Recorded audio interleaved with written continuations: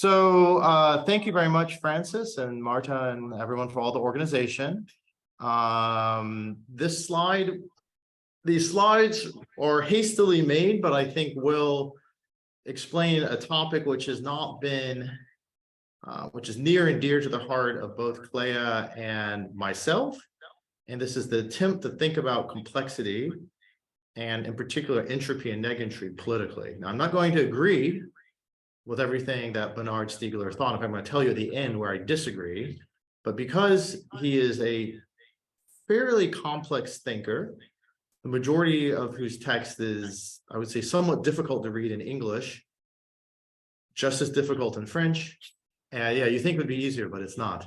And somewhat the later work has been primarily untranslated. I'm going to kind of try to give a broad overview of his political philosophy. And in order so that people understand what Stiegler was trying to do, I'm going to kind of compare it to traditional political philosophy. Sorry, there's an echo. Yeah, let me see if I can. If you disconnect completely, then you don't know. I'm not Because you are probably muted, but not disconnected from the audio. Yeah, let me see if I can. Just give me 1 second. It's always. You go to Zoom again. This here, maybe here. we just had it before. Just wait a second, everyone. We're doing a little bit of audio. Go to this. Unmute would be and bad. It should be there should be an option disconnect from audio. More. Yeah. Share sound. Mm-hmm. I can turn my volume off. Is that better? That seems to solve the problem. Okay. Okay, sorry, the usual sort of audio issues. And then we're going to talk about, we're going to sort of compare what Bernard Stiegler was trying to do to traditional revolutionary philosophy from Marx. So first thing, I just want to say that, Bernard was my postdoctoral advisor and a very good friend. And as people probably know, he died in August 2020 during COVID. So unfortunately, this means that I think the grand arc of his work is somewhat incomplete. But this talk is a memorial to him, who was a great thinker, a great friend, and helped me tolerated myself for many years. And I started as my postdoctoral advisor, and then we did a European Commission project together where I was the project manager and he was the lead on the philosophical components called Next Leap. And some of his concepts, we think, hopefully were influenced by this. He would read papers and give wonderful feedback and was overall a great man. Now, hilariously, the talk, or not so hilariously, begins when I was coming back to France after my postdoc to take up my position at INRIA. I was supposed to give a talk at a university called Paris 8 on the digital subject. However, my talk was interrupted by the attacks on the Bataclan by Daesh. So what happened is Paris 8 is, for those of you who know, we're going to return to this because it's a theme in Stiegler's work, and he himself returned to Saint-Denis and Paris 8. That, as you may know, Paris 8 is an experimental university, started after May 68, originally in Vincennes, and then moved to Saint-Denis. And Paris 8 basically was put in Saint-Denis because Saint-Denis is a suburb, a banlieue of Paris, which is quite, I would say, quite poor, mostly immigrants and truly a large amount of unemployment. And one of the members of Daesh who committed the Bataclan massacre, him and two of his, I think, companions fled to Saint-Denis, literally on November 15th, the same day as my talk, where the police had to shut down all of Saint-Denis. And then the killer blew himself up with two of his companions. So this is a memorial to everyone for all the people killed in the Bataclan. And this talk is also for them. Now, I would say that one thing that became very apparent on that day to myself is that Paris 8 is the home of traditional Marxism and various experimental strands of it inside of the academic parts of France. So you have Rancière and Negri and Badiou and various other people associated with the university. And I think this talk is trying to, but towards the end of his life, Bernard himself, who had never managed, he was always very mistreated by academia. So he was an interdisciplinary thinker, somewhat infamously studied philosophy in Grenelle and Derrida while in prison. And he was, the story is quite simple. I think he had a jazz cafe, if I remember correctly. The jazz cafe was not doing too well.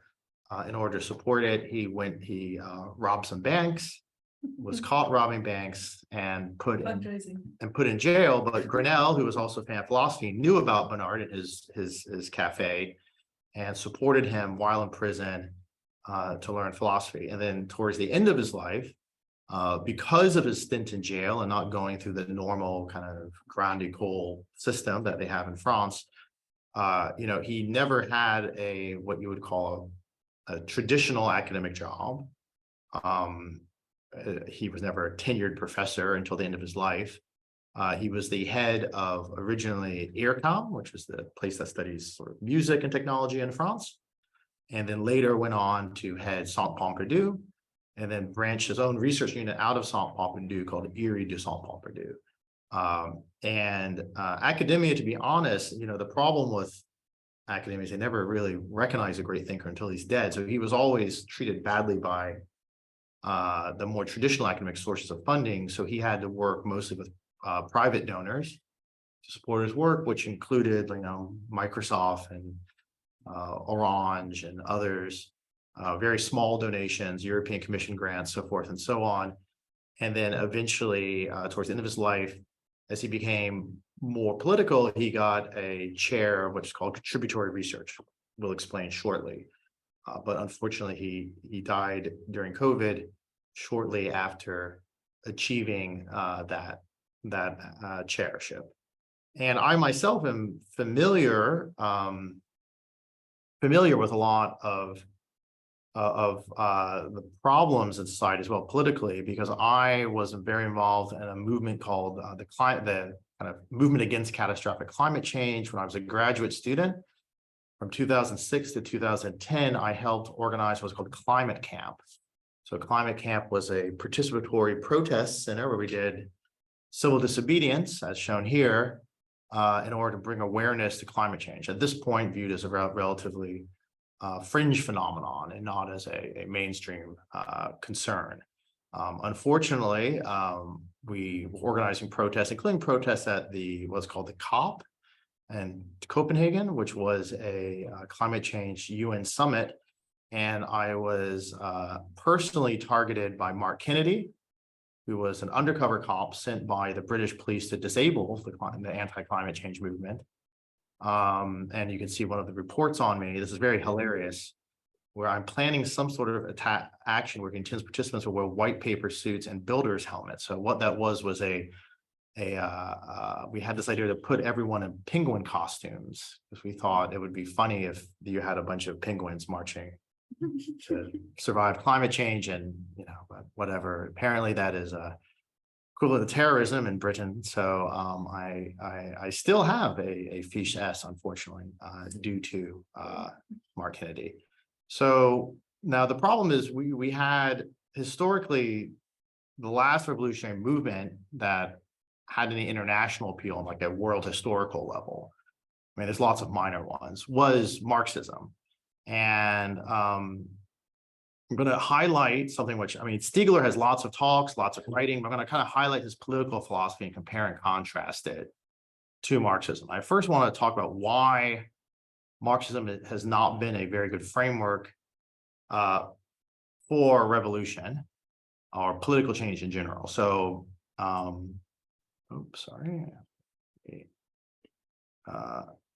so just a quick note. Marx predicted that you would have a revolution, that capitalism essentially was based on exploitation and domination. and it was subject to a declining rate of profit crisis, which led to kind of cyclical crises, which would get worse and worse as capitalism expands around the world and becomes and turns into a global market. And the theory was that the workers, what Marx calls the proletariat, which were everyone that had nothing but their labor to sell on the market, would become, through a dialectical process, a revolutionary subject, and would be able to kind of seize control of the factories in advanced capitalist states and run capitalism using what was essentially, I mean, this is where Marx was quite vague, but some kind of free association. And then later this was transformed into the party and Leninism, but we're just going to kind of stick to Marx here.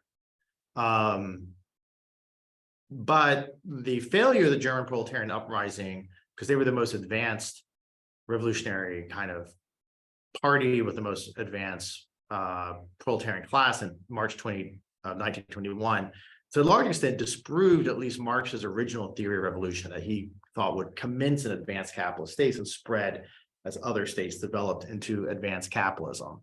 However, it's important to note that Marx himself did not think himself as a Marxist. There's this famous quote, "All I know is I'm not a Marxist," that Engels attributes to him in 1890. And that Marxism itself detached into a kind of free-floating revolutionary ideology, which kept changing. So, you know, you had Orthodox Marxism, Marxist Leninism, various transformations after Stalinism, but effectively, you know, so the Soviet Union transformed to some sort of authoritarian capitalist nation state. So this also seems to disprove to some extent that Lenin's hypothesis that you could have revolution in the more less advanced capitalist states. And then you had a national liberation movements throughout the world, in Africa and Asia, South America, and particularly, of course, China, which, you know, was at the time a very poor, rural, peasant-based economy. But these became delinked from what's called Western Marxism as it developed, or in Western Europe, we had developed of Euro-communism, various forms of social democracy, from Bernstein, so forth and so on, but also the kind of forms of critical theory, like the Frankfurt School and what's called French theory, Deleuze, Althusser, so forth and so on. And so you had a delinking of the ideological critiques of Marxism done in academia from the material social movements, but also more importantly from the material transformations inside capitalism. And there is a lot of problems with capitalism. Obviously, it's one of the main motors, if not the motor, of global climate change, which will certainly lead to perhaps not human extinction, but a collapse of Western civilization if something is not changed. But what we've seen is that Marxism has rapidly become replaced itself by religious fundamentalism of all stripes, Christianity, Islam, who knows, it depends where you are. And I personally believe this is due to a lack of a theory of consciousness and a lack of a theory of the formation of subjectivity or the subject. So when people, you know, wake up in the morning, they know they're conscious, they have a phenomenological experience of the world, they believe that things matter, that things have some sort of personal value or significance. And if you throw that out, you don't have a way to explain everyday human life, then you will not have a revolutionary theory which is appealing to large groups of people. And so essentially Marxist theory transformed, as initially imagined by Marx as a successor in the social sciences to Darwin's work on natural evolution. He imagined it was kind of the economic laws of social evolution. It transformed from a science of revolution into a theology of critique, essentially a belief in critical theory, into a purely negative moment, at least in Western Europe, and became at best maybe a glorification of rebellion rather than revolution. But I think there's a deeper problem with Marxism. And the deeper problem with Marxism is not really Marx's fault, is that it was created, in the 19th century, and therefore inherited the scientific concepts of the 19th century and a kind of ontological structure. So by ontological structure, we simply mean the kind of belief in what is. And particularly Marxism inherited a bourgeois ontology, particularly in Capital, doesn't break free in any way. But you should remember that Marx considered himself a scientific socialist. So he considered he was doing scientific work. Particularly if you look at Das Kapital, he was very much data-driven towards the end of his life, trying to understand the actual data, both ethnographically and statistically, that would reveal somehow the essence of the movement of capitalism throughout history. Now, a lot of what Marx has predicted has not turned out correct. And some of it's due to limits that Marx probably didn't see. For example, Keynesianism after World War II. The finance capitalism is sort of foreseen in Marx, but not really thoroughly understood. And now everything under capitalism is thoroughly, including the climate crisis, thoroughly financialized. So there's, this is what I do in my daily life. So there's shorts, there's hedging, there's derivatives, all of that exists. And this is a real, let me just turn the chat channel off somehow. Apologies about that.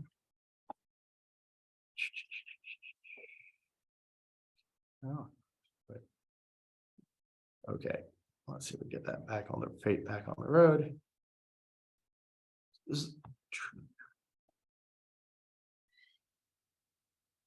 So what I actually think is a good way to view what Bernard Stiegler is doing is he's trying to found a new revolutionary movement on the latest findings of 21st century science, at least as he understood them. And maybe revolutionary is a strong word. And he's doing this because the traditional left has generally failed to come to grips with technology and catastrophic climate change. And this kind of forms a limit on their ability to take action, even be taken seriously. So you kind of end up with a mixture of social democratic electoral campaigning, which has its moments. We have the victory of Lula in Brazil, but we also have the failure of Corbynism and Bernie Sanders in the United States. I'm honestly not tracking what's particularly going on in Belgium, but it's ended mostly in failure. And you've seen insurrection, these kind of wild protests arise, but they are also not really causing any systematic change. So in order to found a politics that can kind of come to grips with the dizzying social, economic, and ecological crisis of this moment requires something that goes beyond Heideggerian deconstruction and beyond Frankfurt School critical theory, but actually creates a new systematic philosophy of the 21st century that can bind all these elements together, in particular digital technology and climate change, and try to refound a new way, a new political philosophy based on science. And this is something I've always been very interested in. I was working on this in 2006, long before I met Bernard Stiegler. So I was trying to imagine how we could use complexity theory and nonlinear dynamics to understand climate change, particularly what I consider the likelihood of social chaos being enabled by increased ecological constraints due to climate change.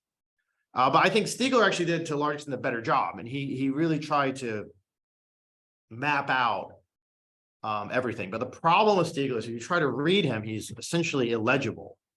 And the reason he's illegible is that he developed a very particular vocabulary that he assumes when you read his book. So the reason I'm giving this talk primarily is to outline this vocabulary and then kind of show how it comes together to form a coherent political philosophy. So and a lot of this stuff is going to be very familiar to anyone who's done work on distributed cognition, extended mind, the global brain. He uses different words, but it's very much in this space. So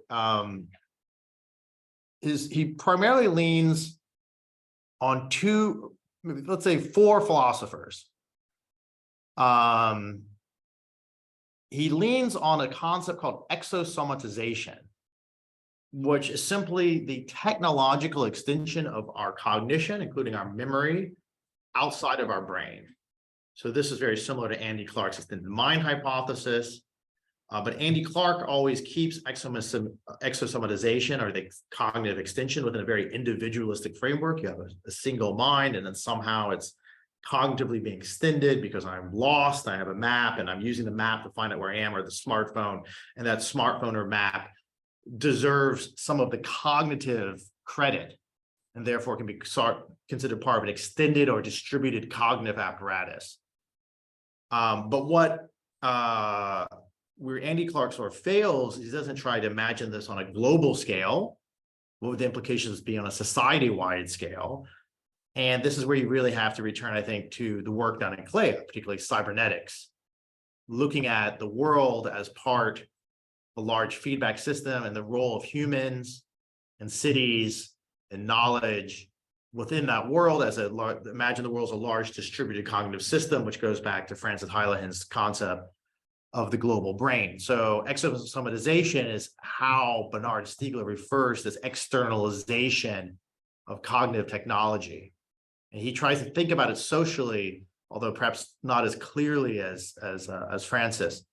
And the reason is because Francis approaches distributed cognition and global consciousness.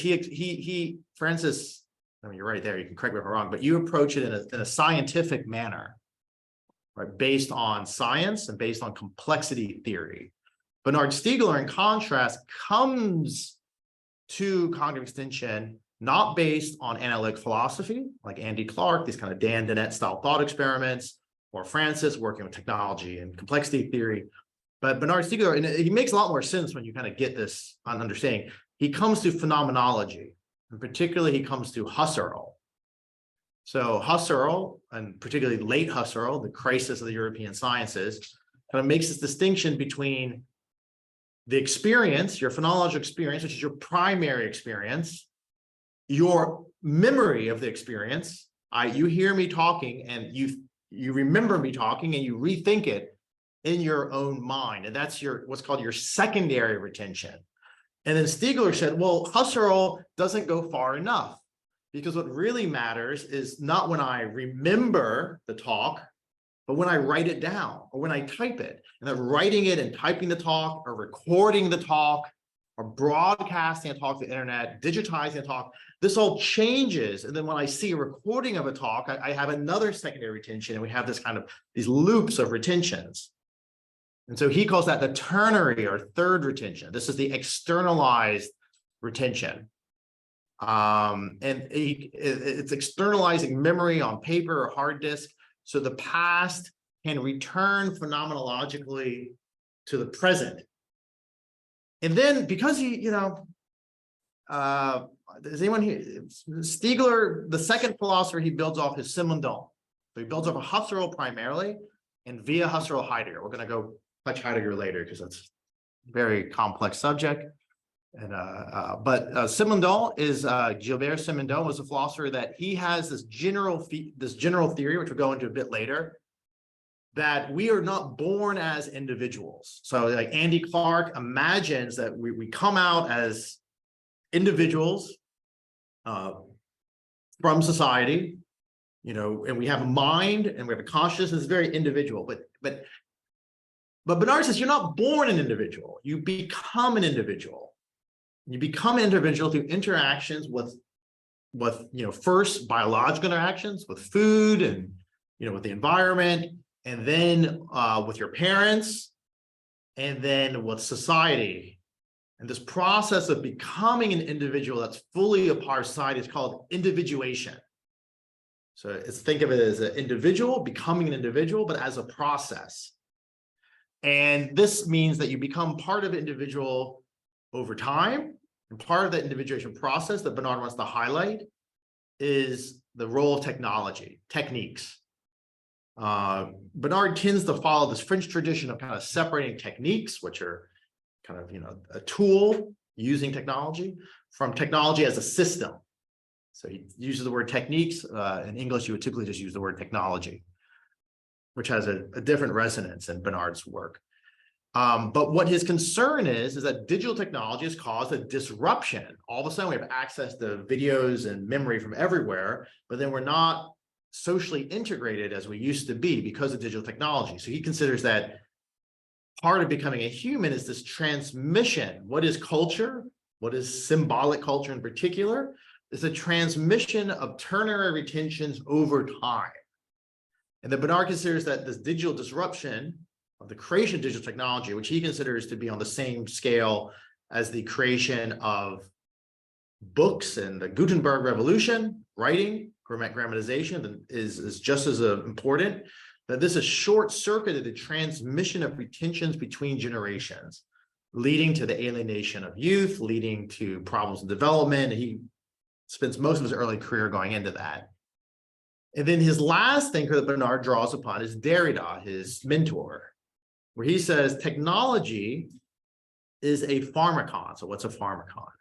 It has the same root as pharmacist or pharmacy, but it comes from Plato's pharmacy, from Derrida. But it's this concept that technology has a double-sided effect that can both poison our existence, but also simultaneously cure our existence of trouble. So just as like, it's almost like homeopathy stuff that I particularly believe in, but you can imagine taking some sort of medicine one way is good for you, you heal, but you overdose on it, you die. And so he thinks that technology is sort of a pharmakon, and his belief is that we have to integrate humanities and the sciences through what's called digital studies in order to create new kinds of technology. And then he says that even the most skilled white-collar workers are being stripped of their knowledge. And this produces a situation of generalized proletarianization, which we'll go into later. And what we need is what he calls a contributory economy, which we'll also go into later, which exits the climate crisis. And this exits climate crisis through the creation of new kinds of technology and new kinds of relations and retentions. And he has a much wider understanding of the climate crisis as the generalized destruction of difference, and can create a new kind of era, which he calls the negentropy, where technology essentially creates would take care of human society in the biosphere rather than destroying it. And negentropy, I mean, his use of the word entropy, I mean, it's questionable often, but is he considers the growth of difference. So it's debatable, we can go into this. And so we're just going to walk through his own, in his own words, some of these points in a little bit more detail, and then I'll kind of give a final summing up. So he's interested in how work transforms from work that is fundamentally physical to work that's fundamentally cognitive. So actually some of the earliest works have systematized, I don't want to say Fordist or Taylor's cognitive labor is actually the Mudanium was in Brussels, now in Mons, where you imagine that there was this movement of scientific socialists, Belgian, like Paul Lé, and I think Henry Lafontaine, who wanted to create a city of knowledge in Belgium. They believed that we could have a unity of science, that science would become unified. This would cause global peace. It's a very attractive vision. In order to do this, now the problem is they didn't have computers, so they had index cards. So they tried to put all human knowledge on index cards, and you'd have a sort of search engine where you would call, and these wonderful ladies would answer the phone, and they would search the index cards and retrieve the knowledge for you. And there's a great museum in Mons, which I recommend visiting, which presents all of this. And Stiegler builds on Simondon and his critique of Marx, saying that that Marxism has misunderstood the notion of alienation. So the whole point of Marxism is that you have this kind of the belief that the slaves, the proletariat, are alienated. They don't understand that they created this world, they created the technology, they created the factory, and therefore they should get the fruits of their own labor. Instead, when they produce commodities, they are alienated from those commodities. They don't understand how they happen. They don't have any control over them. But Simondon argues that this alienation grasped by Marxism as having its root in the relationship of the work with the means of the production. So I'm just quoting Simondon. I'm going to quote a lot. Does not only derive, in our view, from a relation of property or non-property. It's not about who owns what. Do you own the capital between the workers and the instruments of work? Simondon argues there's something else going on. that beneath this juridical and economic relation exists a more profound relation, that of the continuity between the human and the technical individual. So what is the technical individual? The technical individual is what Simondon views as the open machine. It's a sort of belief that as the machines not become automated, but become more generalized, that they form, we'll go into it later, a sort of symbiotic existence with the human. So Simondon argues that this is obviously the case because there's alienation even with bankers, that bankers or people working in finance or programmers are as alienated in their relationship as with the machine as members of the proletariat. Even the capitalists are alienated from their machinery. And he goes on to state that the collectivization of the means of production cannot achieve a reduction of alienation on its own, but can only achieve this reduction if there is the precondition for the acquisition of the intelligence of the individuated technical object by the human individual. So Simondon has not only humans becoming individual, but he has machines and technology growing and evolving and becoming technical objects. And then the technical individuals, when a man can be as coupled to the machine as an equal, not merely as a being who directs and utilizes it, which means an inter-individual coupling between man and machine where the same self-regulating functions are better and more subtly accomplished by the man-machine couple than the man or machine alone. Okay, so this sounds to a large extent like theories of collective intelligence, theories of symbiotic intelligence, of human augmentation.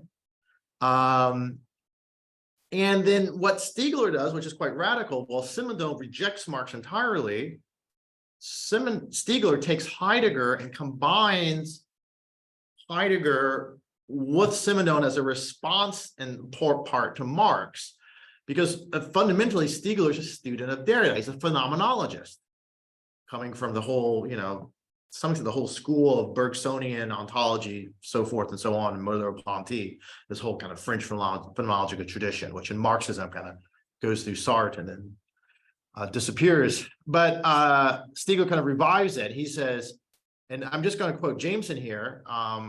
Jameson notes once in an interview that there's an empty framework or square in the whole Marxist problematic that was not developed, that if you read Marx and Heidegger together, maybe you could produce, because Heidegger has tool being and the ready at hand and these other notions, you could produce a phenomenology of daily life, which are all kinds of historical and philosophical reasons was never part of Marxism. So that's what I argue. I think this lack of a phenomenology of daily life, this lack of a theory of scientific theory of consciousness, which people believe results in the actual significance of their daily life, is one of the main reasons science, rationality, but also Marxism has been rejected by large swaths of the current population in favor of religion. I mean, just look at the Turkish elections where religion is defeating the secularists. So in Marx, reverses Hegel by affirming a process of exteriorization. And so I'm just going to quote Stiegler here.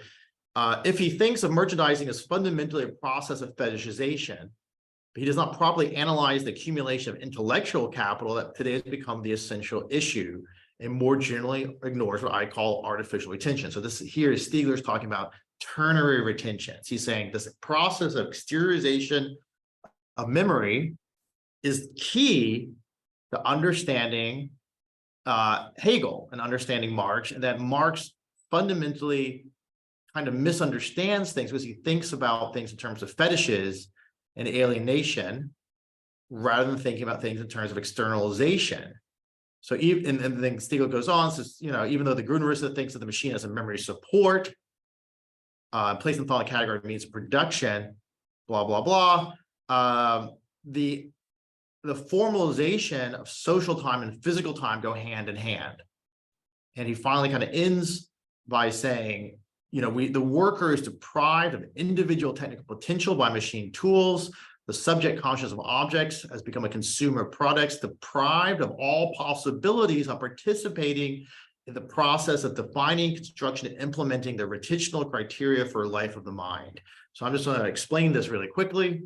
That what that means is that when I have a retention, if I have a thought, and I have many possibilities of thought, the thoughts that matter to me, that cause me to act, are selected in the same way that when you have an evolutionary algorithm, there's a selection process going on. And what Stiegler's interested in is who is controlling that evolutionary process. Is it the person themselves, or is it an outside social force? And if it was the outside social force, then what he considers the retentional criteria, that which allows you to have an authentic life of the mind yourself, is you become alienated from your own kind of existence.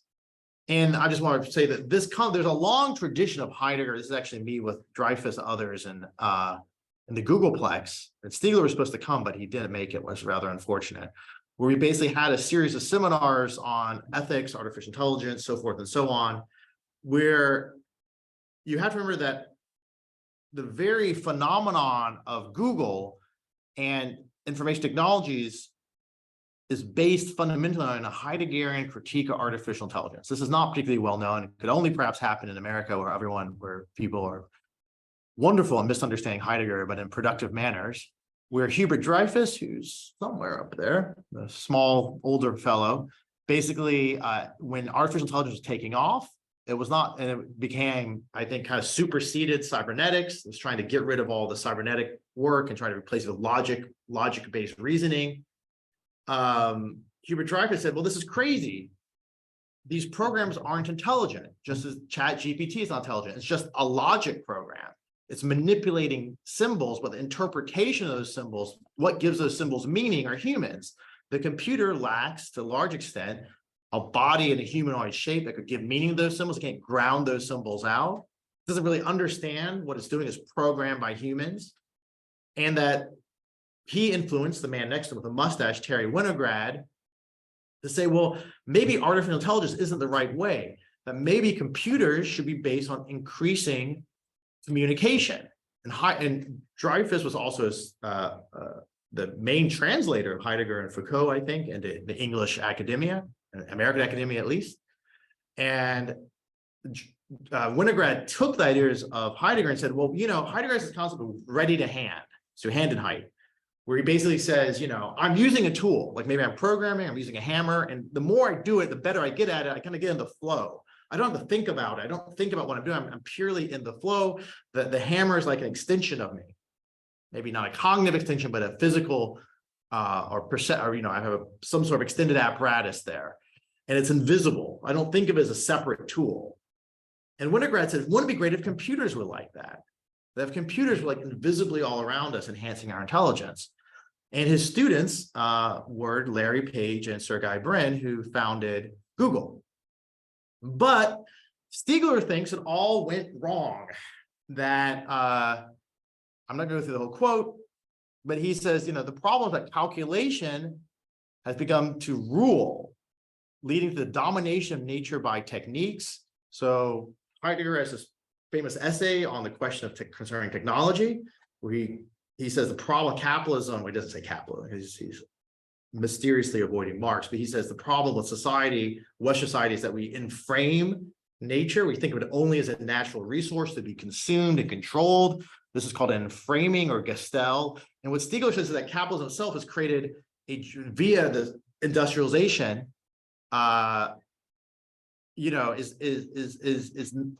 is created a giant enframing of the globe and an enframing of our own intelligence. And this brings up the Deleuzian question of control. And then what's the result of this? What's the result of having these invisible forces control your retentions, which essentially means controls your mind, is that this leads to massive alienation, because the machines become the tool carriers. The man is no longer a technical individual. He's become either the servant or the assembler, which is the engineer and manager. Remember that Stiegler and Simondon considers them both alienated, because the machine has formalized his actions. And that's the main break that Stiegler has with Marx. The Stiegler says that the proletariat is no longer the industrial working class. The industrial working class has lost their intelligence because their actions have become formalized through Taylorism, and then their memory has become formalized. Their cognitive thinking has become formalized through sort of digital technologies. And therefore they become proletarian. They become someone who's stripped of their intelligence and their initiative and their life of the mind and become nothing but a servant. And they have what he considers, and this is all from the book, symbolic misery. And this results both in narcissism and the blocking of individuation. And Stiegler's main concern is that, people will no longer produce symbols, but produce digital pheromones like ants, become purely reactive cognitive agents, what he calls sheep-like tribalized particulars in this particular quote. Or not individuals, but to bring up Deleuze, this is the wonderful Stiegler produces 1,000 pages, Deleuze hits a lot of the points in 4. This is postscript societies control, where you have where you hit disindividuation. You don't become an individual, you get stuck, you get angry, you get depressed, and you're easily controlled. That's where he thinks we've been led to today. And this leads to consumerism, where essentially the individuation does not lead to self-construction, or he phrases interiorization, but instead leads to automation, which deprives you of all knowledge. And so you get you simply serve the system, so to speak. And this creates not just depressed individuals, but an immature social body that's exploitable as a pure living resource for production. It's actually, to some extent, maybe an ideal workforce, but it leads to a very unstable situation. And so to just further and finish with Stiegler's critique of Marx, at least the kind of fundamental critique, that Stiegler accuses Marx of idealism, because he says the mind, Marx did not have a material theory of the mind. But Stiegler says the phenomenology and the mind itself is a kind of phenomenon that comes through our interactions with the world and technology. There isn't like an idealistic or immaterial, there's nothing immaterial. That's why Stiegler never, like Negri, uses the word immaterial labor. He always uses the word industrial, maybe hyper-industrial, hyper-material. And that this destroys the conditions of externalization. And he blames science to a large extent, but not science per se, but what he calls technocratic research, where science techniques are brought together only for industrial technology, and therefore possibilities of being and becoming what we could be, what we could do, are systematically explored and selected, but only to the criteria of the greatest calculable profit. And because he's against this, in this way, he thinks the calculation kind of strips us of our future and our possibilities. In this way, Stiegler is effectively an anti-capitalist. Sorry, how much more time do I have? I can speed up. I want to. We have 1 more hour. Okay, I'll try to. Were people okay with a half more hour max? So Max. Yeah. I'll try to do 15 minutes. Time for discussion. Okay, I'll try to do 15. I'll try to speed it through in 15 minutes. Maybe like do a 10-minute discussion. No, I can do 15 minutes. Don't worry. So essentially, because this is a lot of stuff to go through. But Stiegler, so he's against capitalism, but he's not for revolution. He doesn't believe that Marx's revolution is a good idea. He thinks it's a terrible one. Because he says, if you had the case where the capitalist process would collapse, quoting Stiegler, the outcome would not in any way be desirable. Such an event would without doubt be premature, because the individuation of capitalism not advanced to the point of being capable of giving way to a new organization. And this would inevitably result both in innumerable wars that would become immediately global and immense chaos, if not the disappearance of human species. So this puts Stiegler in a bizarre position because he's against capitalism. He thinks that digital capitalism has essentially destroyed our minds, prevents us from becoming full human beings, but he doesn't want revolution because that would possibly destroy the species. And so he's trying to figure out what we could do. And he's interested in, this is a whole long discussion, but he says, it's inevitable. It's not necessarily like there's a conspiracy that digital technology is somehow bad for us, that it somehow is warping our cognitive apparatus. He says that it's inevitable that every new technology will have toxic effects. This is part of the natural element. When you had the Gutenberg Bible, you had wars throughout Europe, religious wars, in Germany, in France, all over, which were some of the bloodiest wars up until the World War I and World War II. And so what he recommends is that there has to be new therapies or therapeutics that allow us to take up our responsibilities. And essentially what he means is new ways of dealing with technology. And now he doesn't want to endorse dialectics like Marx. He endorses instead a notion brought forward by Deleuze called quasi-causality, which I'm not going to go into. But essentially the concept is that somehow, rather than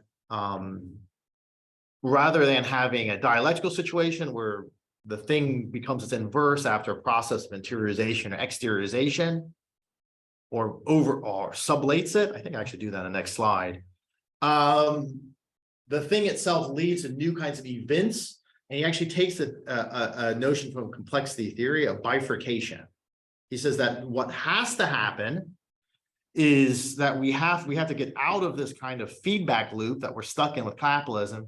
We have to bifurcate outwards. We have to somehow create a new kind of feedback loop or new kind of existence that's different. So the proletariat is not, the fact that we're losing our knowledge is not the bearer of transformation. He believes that this transformation is therapeutics. What must be taken care of, Sorgen and Heidegger, is a pharmakon that is becoming ever more individuation, ever more efficient. So he's not against global technology. He's not against the internet. He thinks we just have to somehow create it differently and approach it, because we'll never get to communism through some sort of Hegelian synthesis. But he says we need to have a kind of pharmakon that can be sublated and therefore transform itself and become curative and rather than toxic and increase. And so he kind of ends up by pushing for a notion of jumping on entropy. And you could debate his take on entropy, but I mean, obviously, he has this kind of traditional take on entropy, which is that, entropy, maximum entropy means highest possible randomness, highest possible disorder. Every state is equally probable.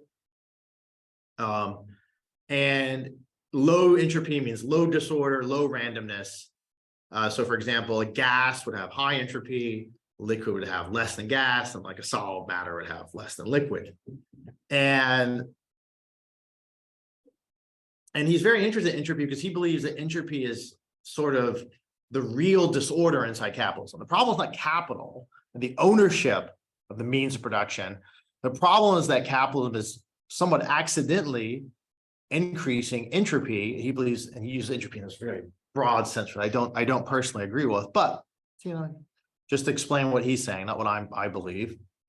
That it follows that the increase in entropy is the disappearance of the improbable initial states and the replacement by more probable characteristics, and this erases the past. So he thinks that this is what's kind of leading to capitalism, that this addition of the Anthropocene, global climate change caused by industrial capitalism, taking fossil fuels, producing standardized industrial goods and commodities, breaking down organic, highly ordered. On some level, Stiegler is a profoundly conservative philosopher. He's not a radical on some level.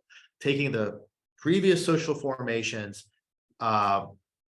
melting them down, and this leads, sorry, I got the slide wrong here, but this process of increasing entropy disappetites our social and mental structures. So the Anthropocene, according to Stiegler, should be called the Anthropocene, which I find a bit overdone because it's about the increase of entropy. So if he's looking for, he's like, how do we get out of this? How do we get out of this era where everything is being dissolved and we don't control our minds because of digital capitalism, and we don't have our own mental life, and even our phenomenology is controlled by neuromarketing and neuroadvertising. So he says we have to return to what he considers negentropy, which, okay, and here he's getting even more out there, but I think it's a useful thing to say, that negentropy is the defense of order. It's the opposite of entropy. So if you have, it's just negative entropy. I mean, entropy is one of these words. I remember when they were trying to There's this wonderful quote by von Neumann where I think he says they're trying to figure out what is they're trying. I think Shannon was trying to label entropy. He didn't know what to call the unit of what's all these states, and von Neumann said called entropy because no one will then know what you're talking about. And I think that's and I think this is kind of going in this direction, but there is an intuition there where he wants a kind of economic analysis with mathematical indicators that basically starts not from disorder, but to understand reality starting from the perspective of order, complexity. How can we preserve complexity against disorder? And he says we can measure complexity by negentropy. I'm not saying he's right. I'm just saying this is what he thinks. Yeah, sorry, I didn't mean to. No, go for it. And when he means entropy, does he mean it on like a global scale, or is he talking like which level is it, or does he apply it to different scales? He applies it all over the place in a generally generic manner. We're going to start with the local and build to the global. That's how. So Marx has the notion of global revolution. You'd have a permanent global revolution, which would lead to rationality and free association of proletariats. But Stiegler gives up on this because he doesn't want global revolution immediately. He says we have to start locally. And in particular, in Stiegler's case, this is project of Plan Commune in Saint Denis, which is where I almost had the whole walk into Daesh during my talk in Paris 8, where he says, he got, weirdly enough, a grant from the French government to work on his methods of measuring negentropy in Saint Denis, looking at childcare, food, agriculture, construction, car mechanics, and energy. And he called this a negentropic locality. It sounds crazy, but it just means a local space, a city, or a neighborhood, which is trying to take into account and build up social relations and the control of technology and new kinds of technology, which lead to a sustainable future. And he believed that this could be created through something called the Management Institutes for the Contributory Economy. But what he, just to follow up, this kind of bottom-up process, to quote him from Bifurcate and his friends like Anne Lambert and others who he co-wrote this book with, Bifurcate's not clear who wrote every text, so it's Stiegler's kind of philosophy informs it, but it's not. Many others were involved. That cities and territories should, at their own initiative, under their own control, install new tools, make possible the analysis of flows, would be possible to reconsider the values entailed for everyone, the various territorial stakeholders. This means that everyone should be involved in some sort of bottom-up. He doesn't ever use the word democratic, which I find kind of strange, but I think of as democratic. Maybe he thinks it's more scientific and perhaps controlled by a scientific committee. I'm not clear. Where we'd have these kind of tools that allow us to kind of measure value in a more complex way than allowed by kind of traditional global capitalism, and that the cities and localities would control their own technology.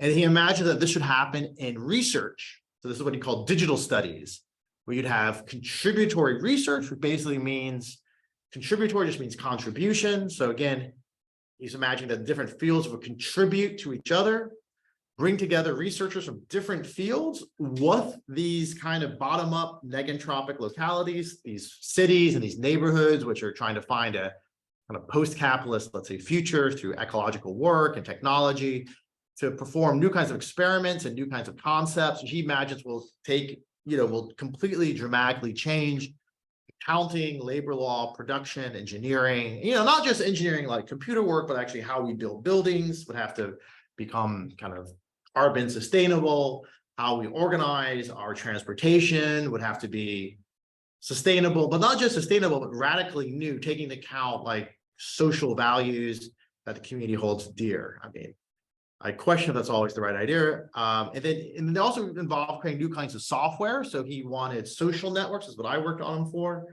that would be based not on individuals and not used for advertising, but based on groups and letting groups communicate and allowing groups to annotate. This was his favorite software, actually, Long and Top, which was a video editing software where you would give a talk, but people could edit and annotate, add annotations to the video, because he wanted people not just to, for lack of a better word, be brainwashed by the video, to have their brains written by the algorithm, but somehow contribute back. And this process of contributing back would lead to new forms of knowledge and thought. So he considered all of human thought was like a vast annotation process from the beginning of time, and that we needed more and more people to be actively involved, contributing to these annotations, both in the humanities and scientific perspective. Just more of it. And even, worked on things like polemic tweet, which is a Twitter, where rather than just comment, you could ask questions, you could signal disagreement, you could try to have these kind of larger discourses on Twitter. I mean, it actually didn't work that bad. And then he imagined this would change radically how we would view value and labor, that we wouldn't abolish money. It wouldn't be like, there wouldn't be labor notes where you have some sort of unexploited money, or money that gives you the true value of the socially necessary labor from a Marxist perspective. You wouldn't have the abolition of money, the abolition of capital, but instead, you get something that resembles a bizarre form of welfare that, to my knowledge, is found only in France, but perhaps in Belgium. I wouldn't be surprised if it was here, called the scheme de intermittence. You consider this a contributory income. So, you have this thing of entertainment workers who work only in small periods of time, and the rest of the time they're unemployed. But if you work enough of these small periods, you kind of get a payment from the state that kind of keeps you going through these other periods. And he imagined that all society would work like this, that we would, as long as we contributed back to society, like, he always thought of free software as really his fundamental inspiration. That people contribute to Wikipedia, contribute to software, but also maybe contribute to community gardens, contribute to accounting, contribute to whatever, who knows everything, that you would have this kind of generalized intermittence. And therefore, he also said it's conditional. So it's very different than universal basic income. Universal basic income, everyone gets some form of money from the state. And everyone gets this universal income in order to replace the logic of wage labor, this is kind of backed by all sorts of people, from Silicon Valley tycoons to Negri, where basically the idea is that, by basically you destroy the notion of work because everyone's just on welfare. And it's universal. You don't have to do anything. There's no means testing. There's no need to search for a job. But Stiegler says, no. Your income should be conditional based on this. I mean, it sounds hard to believe, but this objective of reducing entropy, which I think he was quite serious about, that, if you could somehow create these negentropic local structures, then you should get some sort of payment for society for doing so. And then finally, he says, well, how do we scale this up globally, to go to your question? And his vision was that it could be scaled up globally. And this is kind of his way of replacing what you call internationalism, or the internationale. And he relies on this completely obscure concept from Marcel Mauss called the internation, that he commands I'll just finish here, that nations must not be diluted into internationalism, contrary to the reaction of most Marxist supporters of the October Revolution 1917. For Mauss, it was a matter of facilitating the concert, working together, of nations through the constitution of an internation. We can see this as a warning that any negation of nations is bound to lead to exacerbation of nationalism based on their differences. So he said, we can't just abolish nations, because there are nation states, which are kind of economic, political, and juridical forms, but there are genuine social and cultural differences. And Stiegler, and this is maybe his conservative note, but he basically believes that those are negentropic. They should be preserved. It's wonderful that people speak different languages, that people have different kinds of food. We don't want to replace our local, carbonade with a McDonald's burger. We don't want to replace our local Flemish language with everyone speaking English. This is bad. This is global capitalist standardization. Instead, we need to respect our differences and figure out how the different nations, he means nations almost in a cultural sense, can work together to form an internation. And then he imagines that this would be the solution to climate change, because if all the scientists could work together internationally with the objective of reducing entropy, extending negentropy, which would kind of, in Stiegler's philosophy, also reduce carbon emissions, then what he considers this new international X-organism. And what he means by international X-organism is really a global brain, to use Eilen's terminology. drawing on the achievements of all scientific disciplines can make it possible to develop in a short space of time. He thinks very quickly, and he was very convinced. Wrote letters to the United Nations demanding they do this, and he got some responses. I mean, it's not clear if they didn't adopt the methodology. A rational method to confront the true problem of the Anthropocene, which is the generalized increase of entropy in all its forms. And so this is kind of Stiegler. This was his favorite picture. It's how he kind of drew it. He imagined that, you as an individual, there's these different processes of individuation. We can imagine all society is one big spiral. We're individuating, we're exteriorizing, interiorizing, creating new kinds of retentions. And that as society does this inside of society, there are bifurcations. You see the bifurcations there that are going outwards, which are leading to new kinds of societies and new kinds of individuals. So that was Stiegler's attempt to create a political philosophy to kind of supersede Marxism, something which I do think is necessary. I don't think, I'll just end with how I think about it. I don't think Stiegler got all the way there. And I don't think he got all the way there primarily because, well, his life was cut short, but also his vocabulary became very self-referential at a certain point. So, I just try to go through as much as possible as I could, but it's very difficult to go through it all. And in order for people, a social movement cannot be founded primarily by academics. And so in order for people to understand the urgency of climate change, the urgency of the capitalist crisis, the urgency of our social catastrophe, we need to approach things in a way that people can understand. And I think in terms of science, he could have had more dialogue with scientists, maybe use terms a bit differently, a bit more precisely.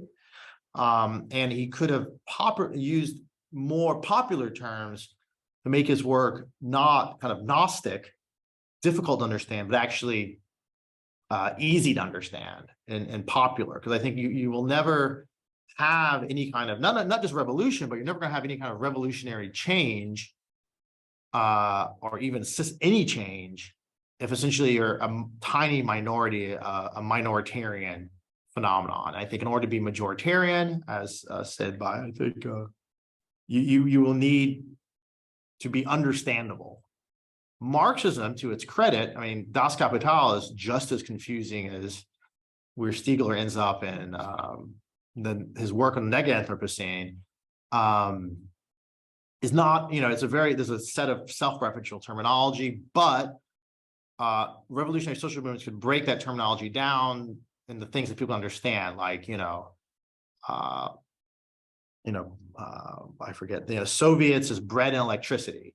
And so we need similar ways to break down our current crisis so that we can take these concepts from both Marxism and complexity theory. There's certain concepts of Marxism which I think should be more thoroughly explored, and to bring them up to date and make them fundamentally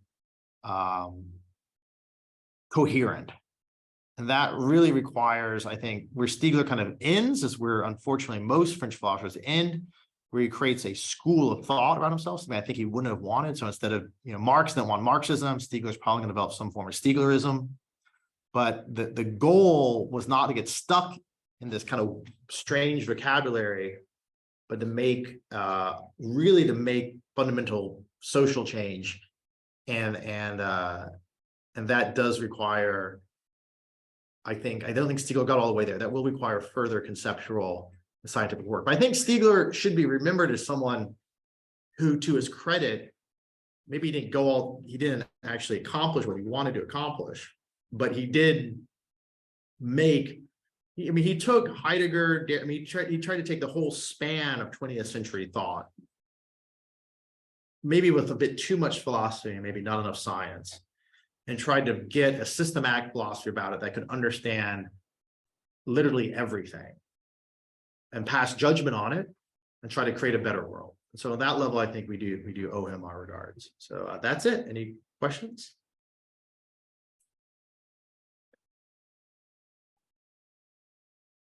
And I'm always happy to take questions over email later for people who are recovering. We still have time for discussion, so maybe we can switch off the slide. Or Yeah, switch off.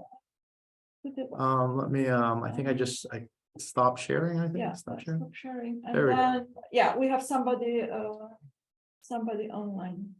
Jorge. Go ahead. Wait. Jorge? Yeah, can you hear me? Yes. Okay. Thank you so much for the presentation. I really, yeah, I'm really interested topic. I just wanted to know if you could perhaps give your personal opinion on this. I mean, I have some trouble trying to accept this idea of how do you mention it, like the on on tropism. I don't remember right now. But the idea to reduce your Entropy? entropy. Like no, the idea to Yeah, reduce I your mean, entropy. I argued with Bernard on this. So when he No, first but came out and yeah, said, yeah. But maybe you just that- let me put it up. Maybe just make it more concrete. I guess it just what it comes to mind is just, I guess, in what I see is this will be just a temporary solution anyway. It will be just something symbolic. I mean, I'm just Mhm. staying on the idea of entropy, understanding that it's just a continuation. Yeah, that so was it. So the strange thing that Bernard Stiegler tried to do, which I think is a somewhat genuine contribution, for better or for worse, really, is he tried to make entropy a political concept. You know, he said we can take entropy and make it political and philosophical simultaneously, and use the scientific concept to harness an entire philosophical framework to confront climate change. And he wasn't saying just, I mean, if you want to view it in kind of like a dualism, he was sort of saying entropy is the true enemy. It's not capitalism. The problem is the breakdown of order, the breakdown of possible states into states which are equally likely. And he argues that as the case is his, and I think he kind of misunderstood entropy a little bit, that this is a this erases the past somehow in his thinking, that he and that it prevents there from being more structure, more order. And he thinks the more structure, the more order you have, the more likely you are to have these kind of creative moments where you bifurcate from one society or one individuation, whatever you want to call it, to a new society. Now, I think he's on to something, because it kind of reminds me, you know, by saying entropy, let's fight entropy and defend negative entropy or negentropy. And he changes it. He says, well, it's not really entropy, it's entropy, and we're fighting for negentropy. Right? Anthro is like human. But what he really, I kind of think, fundamentally trying to say in a broad sense is let's defend life. Like life itself is somehow negentropic, that there is something, that life is a ordered process, and it and we should defend it. Now, where he kind of doesn't go far enough is, to my knowledge, I did recommend he read it. I'm not sure if he did. I think he did. I think he's even quotes it in Techniques, but he doesn't really go into processes of autopoiesis. He never really fully thinks about sustainability and about he never really has, like, I would say, his evolution. He wants to defend entropy as a kind of negentropy as like an abstract concept, but he doesn't tend to think in terms of like temporal change and evolution and stability. I mean, there is this kind of leaning towards this in Simondon. We have these periods of like metastability, and then breaks down, and then you have another period of metastability, and it breaks down, and so therefore, like, living things are always kind of on the edge of stability, but are kind of fundamentally open systems.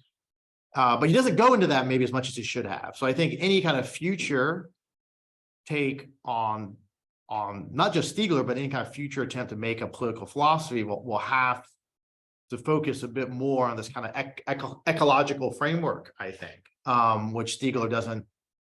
You know, Stiegler very rarely talks about ecology, because he's very focused on technology. So he wants to call it organology, because somehow organs in French kind of cover both, you know, trees and hammers and computers. So he wants this broad sense, but he uses words in such a specific sense that's a little bit indecipherable. And I think ecology and autopoiesis and these sort of terms were not delved into enough by Bernard personally.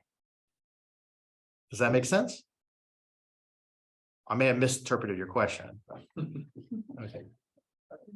If I can jump in, it seems to me, like kind of listening this, how you retell the story of, entropy and negentropy, listening to it more like a metaphor, it makes totally sense. Yeah? But it's like it's not about the Scientifically, it's kind of unclear.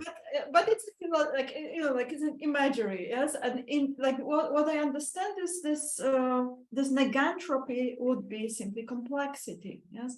The increased complexity understood as like complexity of individuation. So you have different individuals, like becoming more and more, unique, Complex and unique. complex, and reality becomes more complex because those individuation processes are happening on many different scales. So you have the technological, like or more like meta-stable individuals, like meta individuals that are like combining different technologies with different humans on different scales and so on and so on.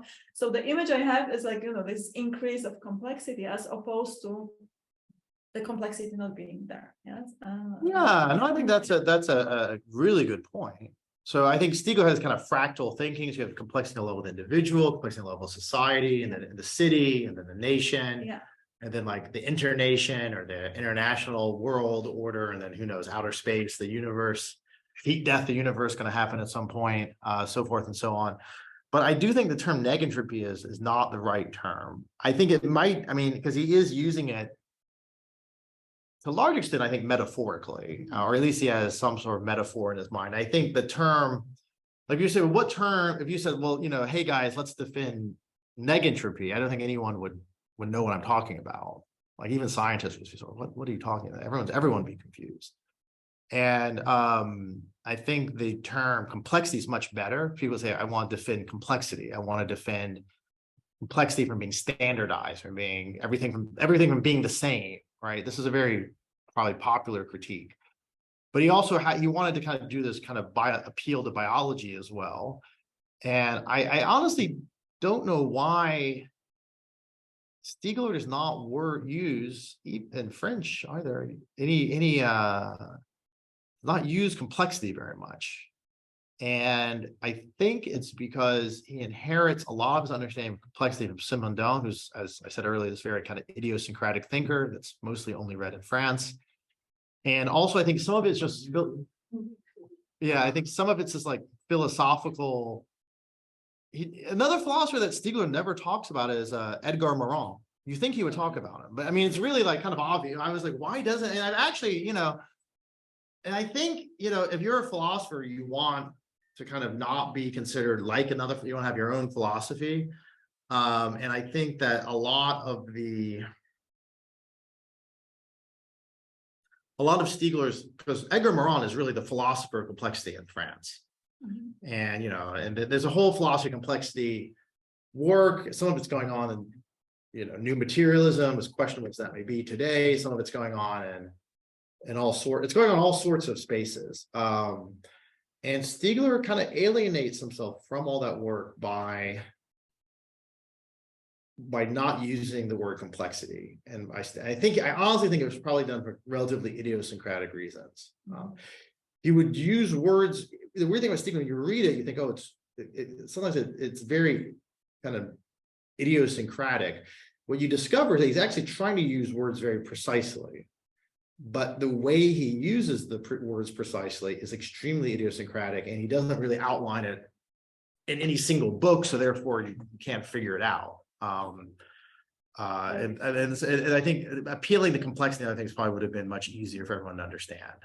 But it seems that vocabulary is exactly this kind of technology that can be like it has its own poison. Yeah? That, like we kind of like get wrapped into like particular words, and it becomes like actually alienating as a thinker. Whereas when I was listening to you, like in everything you said, we heard in many different like words in many different contexts. Oh yeah, like everything, and then like. And I'm trying to find the easy to understand parts, right? So like, wait till you see the other stuff going on, right? Okay, but So the thing is like what kind of vocabulary indeed, as you said, like, like could be developed that those thinkers meet actually and are communicable to. Like, Yeah, I mean, I think, again, science develops the same way, right? So scientists in their particular discipline can become very use words in this like super particular way that no one can understand. And I think philosophers can do the same thing. And so I think it really, you have to kind of step out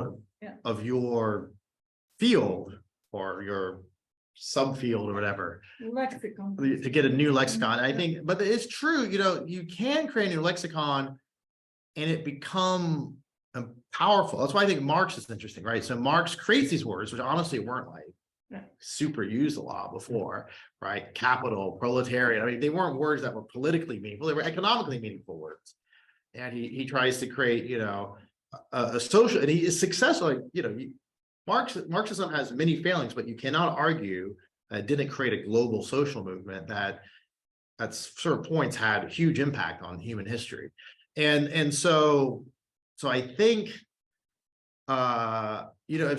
if a new philosophy like Stiegler should probably concentrate on a few key concepts and not kind of just go all over the place, have words that, okay, there is some precise difference between them, but maybe it's not really that important to get the key concepts and theories across. So there's a bunch of hands up. I could do them in whatever order, or the people live. If you want to go, I think you had your hand up first. Yeah, there's so much to say. And before when I suggested like a 10-minute discussion, and then like at that time, because I felt like there was already so many topics to talk about.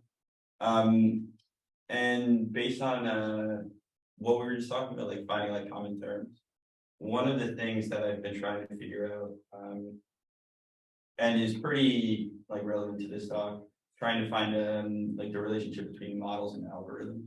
So like, is a model a kind of algorithm? Can you maybe talk a little bit more about, maybe on like, even if it is like a bit of like a theoretical level, how you think this either models are kinds of algorithms, or like algorithms are kind of models? And I guess like this kind of relationship as it might relate to technology specifically. Yeah. If that Yeah, I can do that real quick. I'll try to do that quickly. So a model, I'm just going to give my theory. Stiegler never really goes deep into models. That's more philosophy of science, and algorithms he talks about, but he never really develops like a theory of or precise definitions. But I would say a model is like an abstraction of the world, which highlights certain differences, often to accomplish some goal or to study something to more deeply understand it. So you could say Marx's theory is a model of capitalism, but also there are different, there are also, Keynesianism is a different model of capitalism. The Chicago School, current behavioral economics is another model of capitalism. You got many different models on the same fundamental phenomenon. The fundamental phenomenon is some level continuous. You would say not even like more like a flux, fundamental, abundant, let's say. But in order to understand something, you have to break it down into components. That's what you build a model of. Models are typically, at least when I think of models, I think of them as somewhat static, and you kind of update the model and it changes. And algorithms are more like, not just, I think the notion of thinking about computer code is a bit misleading. Algorithms are more like instructions. So you can think of models as declarative, algorithms as procedural. So algorithms give you like a recipe, a cooking recipe is a good example of a non-computational algorithm.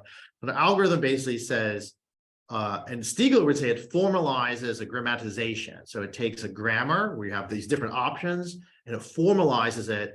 And by virtue of formalizing it, which happens, like when you write a recipe now, you formally say you need this many grams of salt, this many grams of sugar, this much oil, this much temperature, but there's still always a little bit, that the recipe says, oh, you can't really say, oh, move the batter like that.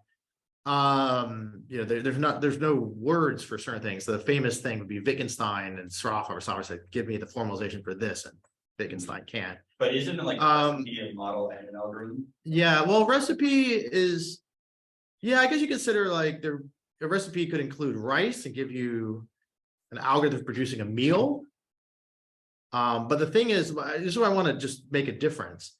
A model is always kind of abstract, an abstraction. An algorithm, because it's formalized, can be implemented by digital technology, computational machinery, where the computational state is stored, literally using a bit of voltage in a machine and moving from like one voltage state to another voltage state. And that makes like, you can make a machine, which is an algorithm, which like creates, like a 3D printer, like builds stuff, cooks stuff, and that's no longer a model, right? That's the thing itself is implementing an algorithm. So I think you have an abstract algorithm, which is very similar to a model. So you can view as a model as the way of looking at things declaratively. Algorithm is a way of looking at things procedurally, like step by step. And there are kind of two views on some abstraction, which is more fundamental. But the difference is that your algorithm can be implemented in such a way that it directly interacts with the continuous world or the analog world, the non-digital world. But then I also want to say, well, maybe it's kind of true, right? So what are computers, right? Computers are models of numbers, models of symbols, and they implement digitally certain models. So in that, the danger is, I have a whole paper on this somewhere. The danger with digital technology is that we all, at some point, all we have is the digital. That there is no that rather than the profile of like whatever Instagram being a representation of you, you're in control. Instagram is a representation. It's a model of you. Let's say that someone, you don't want to get a situation where the model of you in Instagram, which is controlled by a company called Meta, controls you, which is the case you have like an algorithm that makes soup or something. So I think you can have models that become algorithms. The thinker that does the best job on this is not Stiegler. It's, I would say, if you want to looking for a reference, I'll type it so we don't lose it. Brian Cantwell Smith is really good on all of this. He has, I think, the most careful, detailed thinking, like what's a model, what's an algorithm, what's digital, what's not digital. He's very unknown, but a great thinker. I did see we just lost Lily M. But if you do have a question, Lily, you're more than welcome to put it up. And then otherwise we'll go to Jake. Yes, Lily? Yeah, maybe it's not that far from what you just spoke about. I wanted to ask if you could just say a bit more about Stiegler's programs where he got to, let's say, experiment socially, because at some point you were saying that he had a retention criteria or something like that, or writing about how to authentically keep the life of the mind itself. And if his program was based on these negentropic localities, but rarely use the word democratic, as you mentioned, then yeah, what was the model, or who decided on this? I mean, I think he imagined it. I mean, Stiegler was not big on democracy. And you would ask him about this. He said, well, you need both bottom up and top down. So he was a big, maybe it's like a French mental model, but he really imagined that kind of enlightened public authorities would adopt kind of new ways of thinking and then implement them top down. He was kind of, I think, a little bit worried about democracy because he felt a lot of people were not very intelligent because they'd been disabled to some extent or by digital technology. So I think he never became like a proponent of radical democracy, which, I am a proponent of radical democracy. So we had a difference there. But on some level, I think, what he imagined was that, and this did happen in Saint-Denis and is still happening to some extent, that there would be enlightened public authorities, some of which were elected, some of which were not elected, which would then try to implement this new kind of economic social program. They did get going. They did produce, I know they have like Fab Labs in Saint-Denis that came through Stiegler's programs. I know they did reading groups. They helped people, I don't know, care for children, like childcare centers. There was a lot of development in this regard. They did conferences on the problem of unemployment.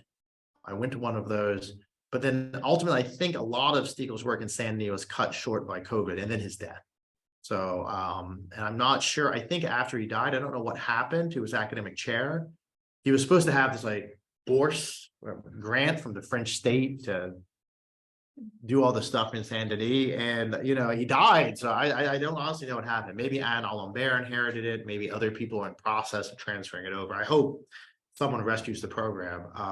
I do know they did do like user experience workshops, like participatory what I would consider he considered contributed research. I would consider participatory design was a major aspect. So they would say they wouldn't like have like a vote or anything, or but they would get people together and then say, let's do a meeting about how we would want our technology to work. And people would talk about their problems and they would try to build technological solutions, but had always this empowering aspect. They wanted everyone to be able to contribute and run it. Now, not everyone could, right? I'm too busy, even myself, to really know how a 3D printer works properly, but that was sort of the vision. And I know they made some progress, but I think not so much. And because it kind of just got started and he died, which is a bit unfortunate. There's also a lot of letters to the UN and they would get responses sometimes, but I don't know, again, what influence all of that had. So hope that that's probably unsatisfactory answer, but that's where it ended up. He has still people working in that space. So I know if you go like Google Plan Commune and technology, there'll be a bunch of stuff going on. And Perry Wheat still is involved somehow. I think there's a question from Jake Stein. Hi, thank you so much. Sorry for the background noise here. Thank you so much. This has been my introduction to Stiegler, so it's been really revelatory one. Well, it's easier than reading all of his books, I'll tell you that. Yeah, you gave me the clip notes, so appreciate that. No, but I wanted to go back to the idea of negentropy. And I'm a computer scientist, so taking it into the computer science realm a little bit, it would seem that the mass sort of indexing of data by companies like Google on the web or through other big data analytics operations, maybe on slightly smaller scales, would be a great example of this ordering or this capturing of complexity. But at the same time, and I might be misunderstanding here too, but there would seem to be a little bit of a conflict with that notion in that those same processes would also appear to be the epitome of the sort of standing reserve or framing of information itself as well, which from your description, it seemed like runs contrary to the negentropy that we're ultimately after. So I guess to sum up, it would seem at the same time, sort of indexing of information is performing this standing reserve Heideggerian sort of concept, but at the same time would also be what we're after in negentropy or in ordering. Does that make sense how I'm hung up on this? Yeah, no, I think it makes a lot of sense. I think this is where Stiegler is closer to Marx than Heidegger. So Heidegger was a profoundly conservative philosopher. Did get rid of Husserl, declare his allegiance to fascism, so forth and so on. And he did that in part because he was against calculation. And calculation, in order for Heidegger, cybernetics was sort of the enemy, right? And that calculation was was this mode of thought which destroyed being. And we had to, we wanted to fight for authentic being. And the standing reserve, the Gestell, I think was the term in German, this inframing notion where everything becomes a standing reserve, he viewed as a problem of calculation, which is essentially a problem of culture, problem of mentality, and a problem of being. So that certain beings were essentially, not open to being with whatever you want to call it, but were essentially closing off the horizon of possibilities, and they were doing this through calculation. And because of that, Heidegger ends up in a profoundly anti-scientific mode. So if you read late Heidegger, he basically goes off into mysticism and, which some of it's kind of fun to read, but, I went to his hut, you walk around the woods, you're in touch with the trees. Sounds actually kind of environmentalist to some extent and more of the hippie side. But because Heidegger was not necessarily against capitalism as such, he thought capitalism, he didn't talk back. Just like, it's weird, just as like, I think Stiegler never talks about Edgar Morin, like Heidegger, quite carefully avoids talking about Marx. It's always you can learn more about philosophers by seeing like who they don't talk about, because they obviously read them, or at least were aware of them, and everyone else is talking about them. So by looking at who they're not talking about. And I think it's because Heidegger said, Marx was limited, not a real, and the real enemy is calculation, not capitalism.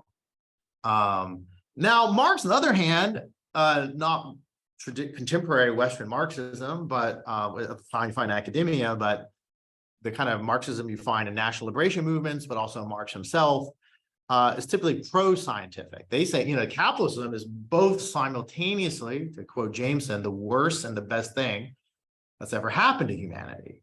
It's the worst because it's led to all alienation, but it's great because you have all these productive forces and this technology, and this is wonderful. And on some level, there's the kind of accelerationist view of Marx, where capitalism will accelerate into communism, right? So Marx is fundamentally, he wants more technology, not less. He's not against calculation. He wants more calculation, right? And I think Stiegler is closer to Marx. So that's why Stiegler was never against the internet. He was never against, he never said, oh, we don't want search engines. We just want books. Like, that's why he was trying to create new computer. He would never say, let's get rid of computer programs. He would hire programmers to create new computer programs. He had a little programming research squad that was part of for a while. And it's because he was like, the problem is not the indexing. The problem is not even Google. The problem is that all this indexing, all this metadata, all of this video and audio, and Stiegler was constantly recording himself, trying to create more and more audio and video. This is really powerful, he thought, but its potentiality is being cut short. And how is this potentiality being cut short? Because this notion, which you mentioned briefly, the retentional criteria, the thing which determines what is successful, what is not. Who determines are you successful on Twitter, how many followers you have? Who's determining how successful you're in the market, how many people buy your goods? Why, when you're using YouTube, ads show up, they try to make you buy things, or behavioral advertising. So Stiegler basically was trying to say that the problem is not the technology, the problem is not the indexing, it's not the search order indexing. The problem is capitalism, not even capitalism as such, but the kind of capitalism we're in now, maybe capitalism as such, is short-circuiting our ability to make decisions. Rather, we have this wonderful infrastructure for sharing knowledge. Instead, we're all just watching advertising videos. We have this wonderful infrastructure for social communication, but we're just tweeting mean things at each other. And so, and he blames all this on he was very against advertising. It's also somehow very French, but he was very against, he thought that advertising short-circuited the potential of all this technology. So that's why we needed a new technology to build like a new potential. So he was not interested in burning down the Googleplex. He wanted to go to the Googleplex to talk to them and convince them that, they should stop being so capitalist. I mean, he never succeeded in that, but I think that's what he was kind of thinking. Okay, Ines? Yeah, so I have a lot of contradiction between Stiegler's analysis of the digital, the global digital, and what he's proposing as a solution. So on one hand, and he's not just like Stiegler, what he says that, the people are becoming less intelligent, so we created this kind of idiot workers.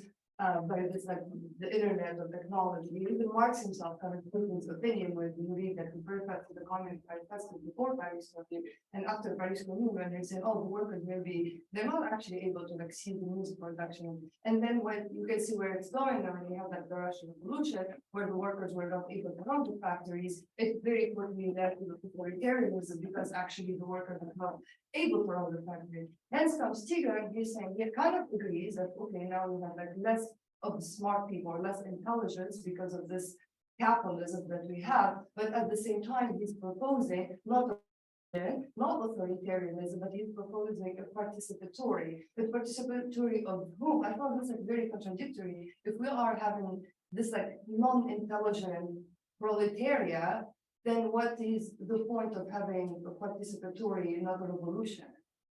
Yeah, so I think if you read Stiegler, there's no class wars. I didn't go on he's not saying we have the proletariat class, the capital class, and they kind of smash together and the proletariat takes over. Because he was like, the problem with proletariat is they become stupid. So he has this level, he has kind of, I would say, an aristocratic analysis. Yeah. So he basically thinks that the war is a war against stupidity. The revolutionary subject is everyone that's trying to get out of being stupid. And so he ends up in some interesting position. So, he supported, he didn't support, sorry, I don't know how to say, I don't mean to say, he was sympathetic to the Front National in France. He said, I understand why they're upset. Because all of this, I understand why they become fascist and racist and so forth, because they've been disconnected from their history, and that they're becoming stupid. They want to fight against becoming stupid. But this is, I think, fundamentally a negative and aristocratic analysis. So some of it's nice, because he always tries to say, well, I'm not of the right or the left, but there'll always be some sort of thinking that's beyond the right and left. That's kind of how he tried to position himself. But at the same time, we are becoming stupid, but the solution to it, you need to have a participatory process. Yeah, but I think like, I find that very contradictory. Yeah, and again, I think Stiegler doesn't have, similar to Marx, to be honest, a well-formed political solution. He has some concepts, just as Marx has some concepts of free association of workers and the international, but it is contradictory where he says, I can imagine he wants more participation in design and development, but he's worried about too much participation because people become too stupid. So he still kind of wants academics, researchers, bureaucrats probably to somehow direct the process. That's why I said earlier, he's always said, I want to mix top down and bottom up. And I think that's I think Stiegler in the end, as much as he didn't want to, was kind of stuck in a Frankfurt School mindset of critical theory, where people become stupid in the West. They didn't succeed in having the revolution that they were supposed to. And he had a kind of negative view on, he became too focused on the negative potentiality of the internet. So he didn't say, well, because he didn't, honestly, he spent a lot of time in China, but, you can see, I'm quite a positive person. I think that the internet has been a vast net positive good for humanity. Yes, there's fake news. Yes, there's cyberbullying. Yes, there's advertising, but overall, the fact that I can go to a website and download in some PDF form, any book ever written in any language, and can write anyone in the world via an email is a huge, I would not want to give this up. And I really don't care about it. I think the positive part weighs the negative. And I think Stiegler, particularly later in his life, became a bit too much in the grip of the negative potentialities of the internet, particularly the book, or it's more a collection of essays. What is it called?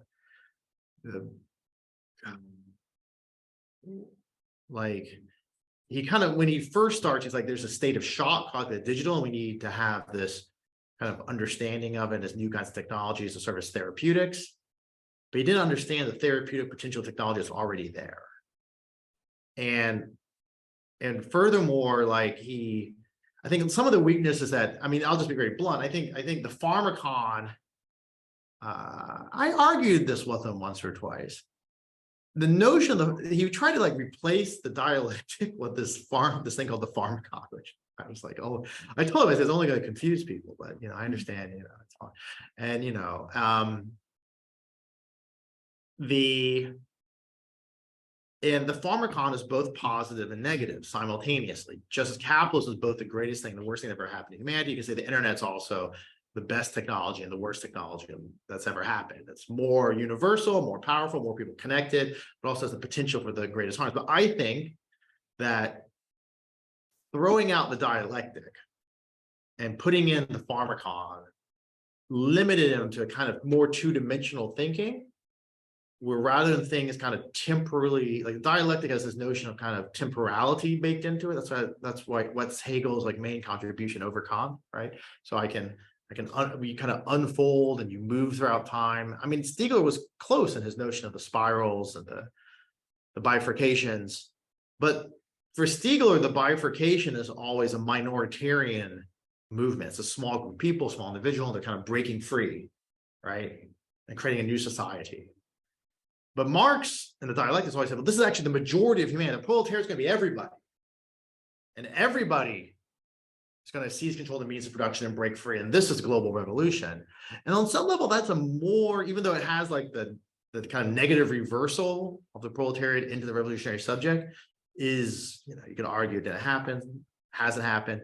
It's still a much more positive view of the world to some extent, that the majority of people will become free and will become intelligent. And you know, not only that, it's going to happen quickly and all at once, and partially due to technology and due to the limits, to what Marx has said, the irrational limits of capitalism. So I think there's a lot to be said. I think Stiegler does not get as much traction out of the pharmakon as he hoped to. I think that's the weakest part of his thinking. He inherits that from Derrida, and I think he would have done better had he stayed in a dialectical framework or in a more scientific framework. Had he thought more about terms of, you know, he has this thinking, but more in terms of phase transitions and whatnot. Both routes probably would have been more positive in the end. And because of that, like I said, that on some level he's very radical. He believes in the potential of the internet. On another level, he's very negative and aristocratic. And I think these are valid critiques. I know we're about time. I saw Evo say something in the chat. I'll just read it really quickly. Wouldn't this wage system based on decreasing entropy of the problems mentioned before is reducing things to calculations because entropy is difficult to measure? I would agree, as someone who has to measure entropy in various scientific papers, that Stiegler does not understand how hard it is to measure, and that's very dependent on all sorts of things. And so, and then how to use this in practice, like what's the new way for the left as he proposed, how to clarify this better, make it more broadly acceptable, have the subject involved. So yeah, so I think, you know, what Stiegler was hoping is, I mean, I think actually comes similar to council communism or to some sort of Soviet or democratic system, participatory democracy kind of system, where he's imagining, when he says, well, we have to measure things based on decreasing entropy, but it doesn't say there's like a single, he doesn't want to replace like the capitalist law of value, like a weird law of entropy, and you like measure everything against it. He's just saying something on some level very simple, which is that profit and monetary value should not be the main way of measuring the value of contributions to society and ecology. On some level, it's incredibly simple. But then what's hard, he's like, well, what other ways are to measure it? And then he gets very vague. He's like, well, people will discover. But I think that's the scientific task that we have to do. And how can we use a new way for the left? I think the closest is, which I actually think is quite appropriate. And Stiegler was never really familiar. He was not familiar with anarchism. He was not familiar with any of the anarchist work over the last few decades. You know, Stiegler had this notion, I think is right, which is to have this focus to some extent on local communities, but rather than, he wasn't really focused on like protest. On some level, he thought protests were too negative.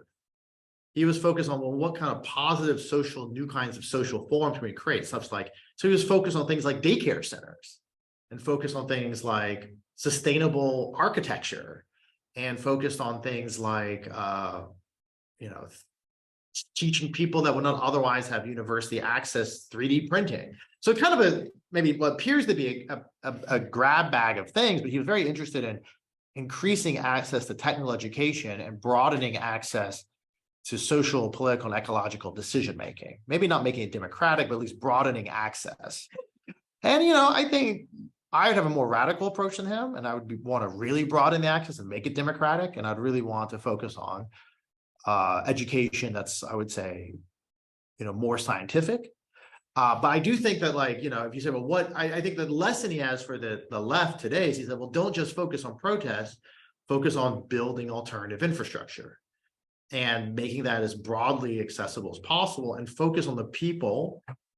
Like, you know, he doesn't focus, I mean, on some level, he's aristocratic, on some level, he's very plebeian. He says, I don't want to build this infrastructure at the Sorbonne, I don't want to build this infrastructure for, you know, the French state. I want to build this infrastructure in the places which are the most deprived, the places where like no one has access to this knowledge, the people that are suffering the most. He thinks that the people that are suffering the most alienated are the most likely to become intelligent again if they have the exposure.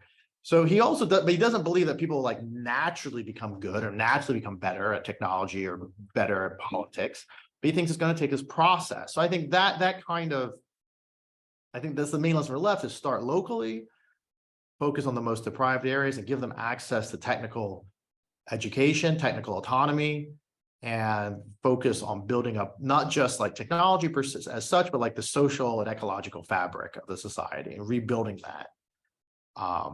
But he was also some level more ambitious, right? He didn't want like an alternative. He wasn't interested in dual power, like we create this alternative anarchist utopia in some squats, and then you have everyone else society, and then somehow we invite the people from the Bain Liu into the squats. He was kind of against that. He said, well, no, it has to actually be for everyone, you know. So that's why he wanted to work with the French state and with Microsoft and Orange and God knows who in order to like implement this vision on a top-down basis. Now, maybe that didn't really work, so maybe the anarchists are right, but he was very ambitious, at least in his thinking about how broadly accessible this kind of bottom-up alternative should be. On some level, he was very much a reformist. I mean, I don't think that's arguable. So does that clarify things, Ivo? I don't know if Ivo's still there. Yes. And okay, I think that's it, unless any other final words. Sorry that went on for so long, but you know, I think we're at the minute. Thank Okay, you. thanks Thank a you, lot. Larry. Take care. Thank you.